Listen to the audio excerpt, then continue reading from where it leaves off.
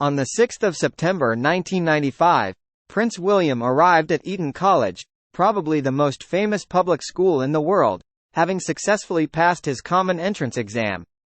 It was a big leap from the cozy surroundings of Ludgrove, and it had a whole new and contrary vocabulary to learn. A school was a class, but more commonly called a div. A teacher was a beak.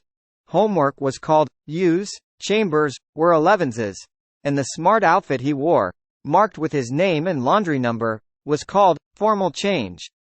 For lessons the next day he would be in school dress, black tailcoat, waistcoat, a stiff white collar with a paper tie and pinstripe trousers, which were apparently adopted to mourn the death of George III in 1820.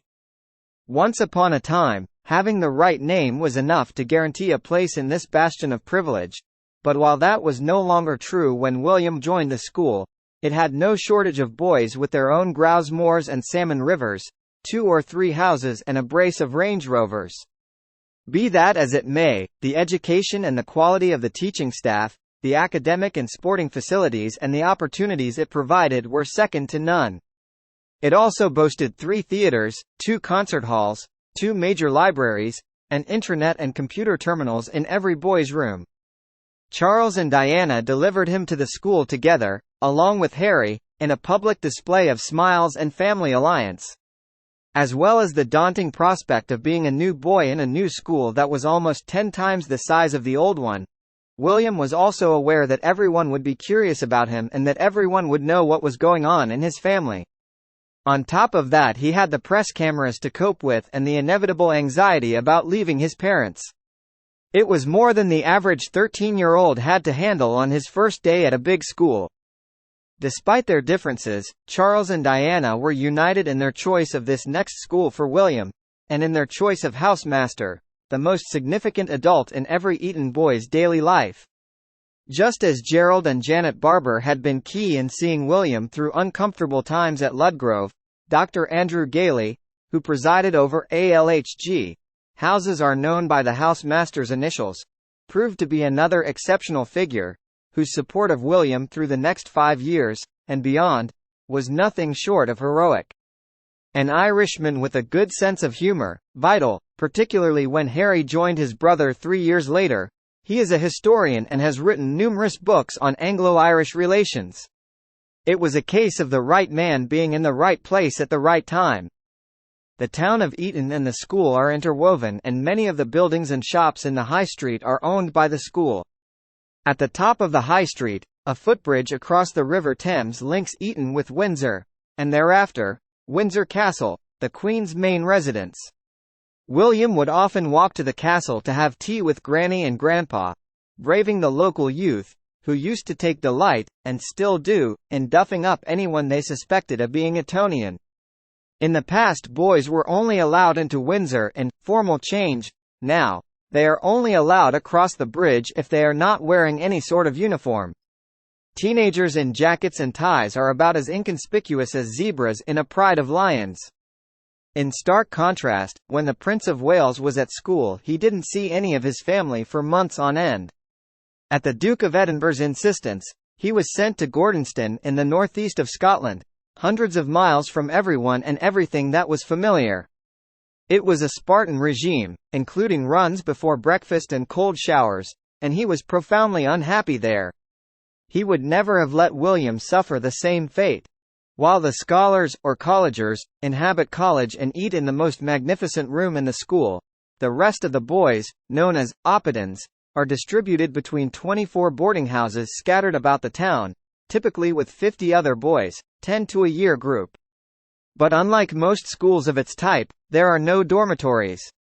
Every boy from day one has a study bedroom of his own, which changes every year as he moves up the school. There are many idiosyncrasies that set Eton apart, but one of the most obvious is that day-to-day life is more akin to a university regime than a school. From the age of 13, boys have to manage their own time. They can choose whatever extracurricular activities they want, and there is every conceivable extracurricular activity on offer. The only requirement is that lessons and tutorials are attended and that their work is completed and handed in on time. There is an unexpected amount of freedom, but plenty of sanctions for boys who misuse it. Several weeks into the Michaelmas term, every new boy had to take a colours test, set by the older boys. It was supposedly to ensure that they had learned their way around the school and had mastered the vocabulary. In reality, it was an alarming initiation ritual, and if any boy slipped up, they were made to sing the Founder's Prayer in Latin while standing on a table, and any boy who was seen to falter was dragged onto the floor and bashed with cushions. Although always referred to as ALHG, the real name for Dr. Gailey's building was Manor House. It is situated in the center of the school, next to school library and the burning bush, an elaborate wrought iron street lamp. Like all the boarding houses, it has two separate doors, the boys' door, leading into the boys' living area, and the door to the private side, where the housemaster lives with his wife and family, if he has one. Dr. Gailey was married with a young daughter, but the wives, unlike at Ludgrove, have no role as far as the boys are concerned. Each house employs a woman known as a dame, except in college where she is called matron, whom the boys address as ma'am. She looks after the physical welfare of the boys and deals with laundry, administration, catering, in those houses with dining rooms, and domestic issues. William's dame was Elizabeth Heathcote, said to be a bit firm but very nice. Security was an obvious issue in a school as spread out as Eton, and where townspeople and boys intermingled so freely. The grounds stretch to 400 acres and include a rowing lake. Many of the classrooms are similarly spread out, and to reach them boys must cross public roads and walk through narrow pedestrian passages between buildings. The school took William's security very seriously.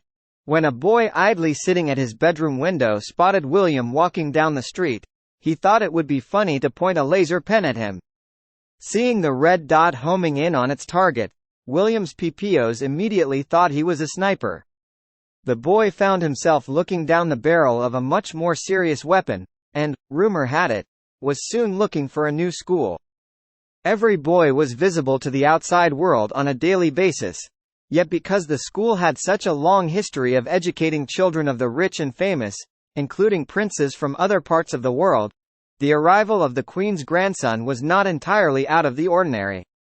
It didn't take long for people's curiosity to fade, and he was soon treated like any other boy, both at school and in the town, and that was possibly William's salvation. Boys and locals alike became surprisingly protective. A few tried to make money out of the new arrival, offering items of William's uniform to gullible tourists, but on the whole they would question anyone hanging around with a long lens and never give truthful answers when quizzed about William. Sports played a major part in his life at Eton.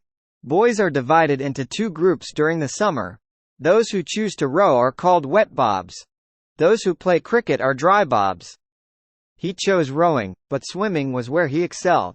Eton has an Olympic-sized indoor pool, and William was the under-16 60m freestyle champion in his second year. A year later he won both the senior 50m and 100m freestyle competitions and later broke the school 50m record, in 27.94 seconds. He also took up sub-aqua diving, which became a major enthusiasm, and played on the school water polo team. On land, he played all the major sports for his house, except cricket. These included football and rugby in the Michaelmas half, hockey and rowing in the Lent half, and athletics, rowing and tennis in the summer half. He also played rugby for the third 15 until he broke a finger badly, which required an operation. Thereafter, he concentrated on the field game and the wall game, two hybrids unique to Eton. It's said that the only other place these games have been played is Ford Open Prison. Both games are a type of football, but of the two, the wall game is the least explicable. Two teams of sweaty boys covered in mud form a bully, or a scrum up against a high red brick wall and push against each other, endeavoring, I am told, to free the ball. It rarely happens. Goals are scored every 100 years on average, and if the scrum moves more than a couple of feet in either direction, it's considered an exciting match. William's other great interest was the combined cadet force, which he joined in his first year in the sixth form.